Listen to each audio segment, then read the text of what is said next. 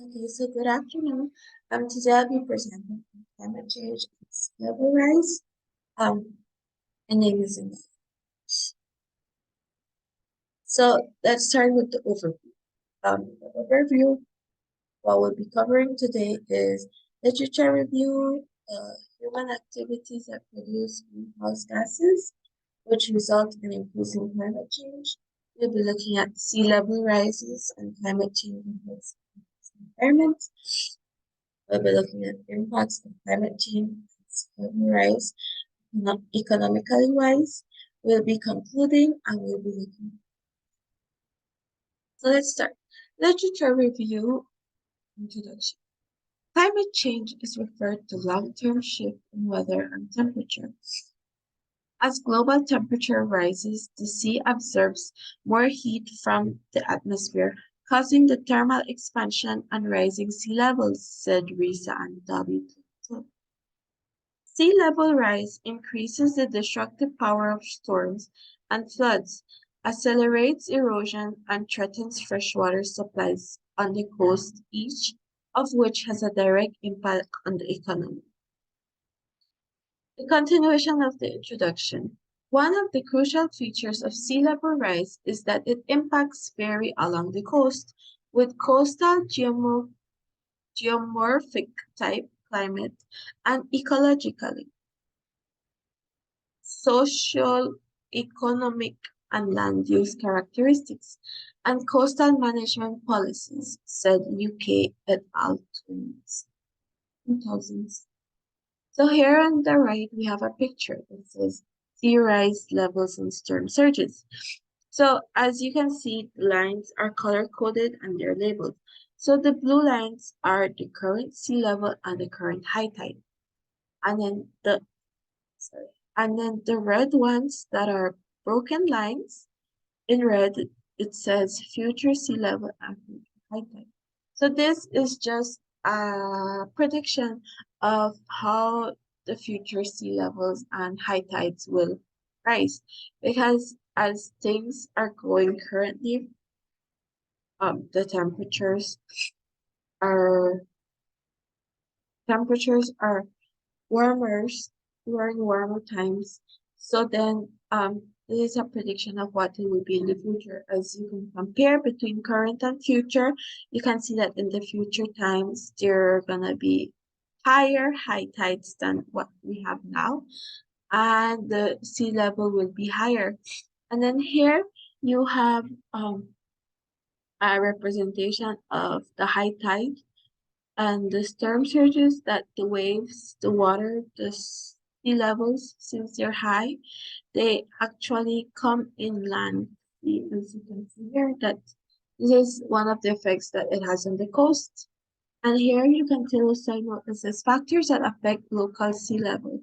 You can see that it says amount of water in the ocean basin, including ice, water temperature, warmer water expands. You can see that it says El Nino years and other natural climate patterns, and the bathymetric shore slope affects wave height. There's atmospheric pressure, ocean circulation, land substantial and uplift, wind and storms. All of these are factors of local sea levels. Now let's get into the human activity that produces greenhouse gases, which results in increasing climate change. Climate change is due to man-made greenhouse effect, has emerged as a major environmental challenge facing mankind today, said Jane. 3. Greenhouse gases. What are greenhouse gases? Here is a list of what Broad's Community 2018 said. Methane, water vapor, oxygen, carbon dioxide, and nitrous oxide compose the Earth's atmosphere at the level closest to its surface. So these are greenhouse gases. When solar rays hit the Earth's surface, some are absorbed into the land and water. The rest are reflected back into space by the surface like clouds and ice. So here's a picture to more elaborate on the greenhouse effect. So here, as you can see, the sun rays, some penetrate the atmosphere and then some are reflected back to space by atmosphere. Here you can see that sunlight is reflected by the surface. Here you can see this is ice. And then there are some sunlight that is absorbed at the surface. So a percentage is absorbed and a percentage is back. So then here you can see that it says greenhouse gases trap the heat from the sun. So here you can see that underneath the atmosphere or in the atmosphere, you can see that there's a layer that's filled with greenhouse gases. As mentioned before, what are the methane, carbon dioxide, oxygen, water vapor, and nitrous oxide. And then here it's a little bottom, it says human activities that release greenhouse gases. What releases haloclines are refrigerators and aerosols. What releases methane are cattle and fertilizer used in lands culture. Carbon dioxide when we burn oil and coal, and nitrous oxide when we burn gasoline and for agriculture. So, and the continuation of that is that climate change refers to long-term shifts in temperature and weather patterns. Such shifts can be natural due to changes in sun activity or large volcanic eruptions. Human activities have been the main driver of climate change, primarily due to burning of fossil fuels like coal, oil, and gas.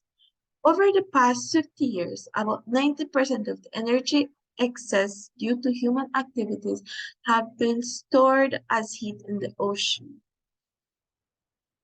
So as you can see, there is a large percentage of what the energy excess due to our activities, our impact in the in this whole climate change.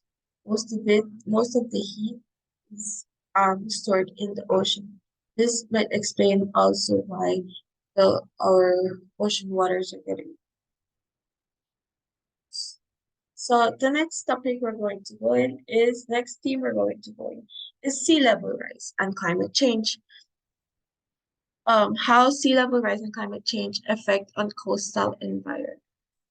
As global temperature rises, the sea absorbs more heat from the atmosphere, causing thermal expansion and sea level rising, said Nichols et al. 2007. Sea level rise is a serious threat to countries with high concentration of population and economic activities in coastal regions. Coastal coasts are highly vulnerable to extreme events such as storms, which impose substantial cost on coastal societies. One of the one of the crucial features of sea level rise is that its impacts vary along the coast, with coastal geomorphic type, climate, and ecology, socio-economic and land uses characteristics, and coastal management policies, as mentioned before. Nichols et al. 2007 said that sea level rise could have very substantial impacts on river deltas on coastal zones, which are often more densely populated and have more infrastructure and may wipe out entire islands and island nations. This picture here on your right is just more factors on why sea levels are rising. Here you can see that due to the climate change, due to the greenhouse effect, that the temperatures are getting higher. Each day it's getting more hot. It's all of this is causing ice to melt. Like here it says melting of polar ice sheets and glaciers. So once ice melts, when water goes from a solid form to a liquid, Here everything deposits into the ocean. And so this decreases salinity. Here you can see that ocean circulation also is a factor. Here the ocean thermal expansion, you know that warmer water expands and they're less dense. And then here is solid earth deformation. You can see because of sea level rises, it starts to come in the coast. It causes erosion. And here it says exchange with surface and groundwater. So you can see here in the picture. Then here there's again melting of mountain glaciers. All of these are also factors of the sea level rise and how they affect it. This is also a picture taken of this is a low-lying island named Maldives. And as you can see, due to sea level rise, it's this island is running the risk just um, of just being wiped out, as mentioned here by Nichols and Altus. And as you can see here, they tried to build like a seawall, like to to um, to stop the crashing of the waves onto the coast. But sometimes, since it's an island, it's a low-lying island, it runs more risk of being wiped out. The other topic is impacts of climate change and sea level rise economically. So, sea level rise increases the destructive power of storms and floods, acceleration erosion, and threatens freshwater supplies in the coast, each of which have a direct impact. Okay, so when it says it increases the destructive power of storms and floods, this is, for example, for hurricanes. Uh, um, so sea level rise increases the power of storms and floods, which is which can be powerful enough to destroy everything that is in its coast and the mainland, which is a direct impact on the economy because how many people will lose their homes, how many companies will have to lose their buildings, or so on and so forth. So all of that impacts the economy. Climate change impacts in coastal cities are expected to represent a major challenge in this century, with millions of exposed people and thousands of billions of USD, which is US dollars, of exposed assets at a global scale, said Hansel about 11. So this is very straightforward. As you know, a lot of people like to have companies like to build their infrastructure close to the coast or and they have their beach houses, hotels, these resorts. So all of these big businesses run a risk when sea level rises because it brings a lot of factors that if a big storm um, impacts them, it will hurt them money-wise. Also, subsequently, people and activities as at risk to which an economic value is attached. So, as this just elaborates or testifies to what I just mentioned. Here are these results in physical changes and corresponding mon monetary costs such as land loss, migration costs, sea flood cost, and surface as here of the things listed. Land loss is basically the land that will be wiped out due to erosion. Migration cost is the expense that they're gonna have in having to build a whole new infrastructure somewhere else because they lost it due to hurricanes, due to strong storms, due to flooding. And then here there's just a little flyering that says, the future we don't want, cities and sea level. This is a prediction again, I can estimate that by 2025, this is what will happen. It says 8 million people will live in cities where sea levels could rise by more than half a meter. By the way that things are going now to 2050, that's like less than 30 years, this is what can happen. It says 13% of the world's population live less than 10 meters above sea level. It says coastal storms can rise water levels by over 6 meters above average sea level. As you can see here, there's a little picture. It's like how high is gonna be the flooding. And then here it says that 90,000 buildings were damaged when Hurricane Sandy hit New York.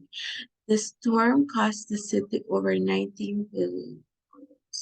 As you can see, how it affects how the sea level rise gives strength to storms, hurricanes that cause so much damage economically wise to a country or city. Thus, globally, economic costs to cities from rising seas and flooding could amount to 1 trillion every year by mid-century. See, just looking at this, it's very eye-opening on how sea level affects.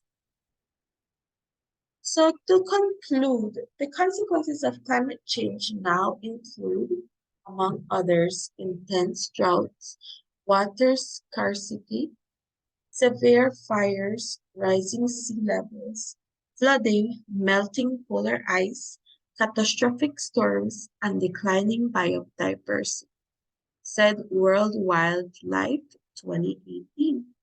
Therefore, sea level rise figures prominently in assessment of the impacts of climate change, and the cost of sea level rise figures equally prominently in estimates of the cost of climate change, said Bosello et al. 2007. So these are my references, everything that I used for this PowerPoint.